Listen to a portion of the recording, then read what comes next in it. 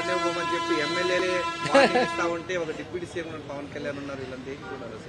ఈవీఎంలు అనుకున్నారా వీళ్ళు మార్చి మోసం చేయటానికి?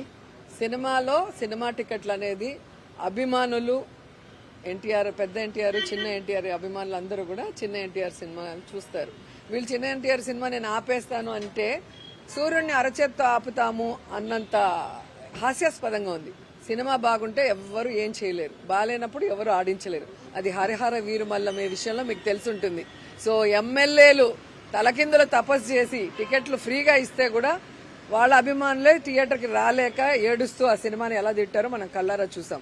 సో ఇప్పటికైనా వాళ్ళు తెలుసుకోవాల్సింది రాజకీయం లాగా చేయండి. సినిమా వాళ్ళు చూసుకుంటారు.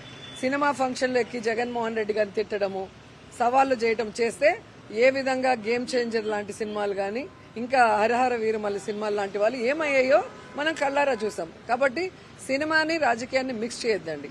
జూనియర్ ఎన్టీఆర్ రాజకీయాల్లో లేరు, ఆయన సినిమాలు చేసుకుంటున్నారు. ఆయన సినిమా ఏ విధంగా సూపర్ హిట్స్ అవుతున్నాయి, ఏ విధంగా ఆయన పర్ఫార్మెన్స్ కి అవార్డ్స్ వస్తున్నాయి ఇంటర్నేషనల్ లెవెల్లో మనం కళ్ళారా చూస్తున్నాం.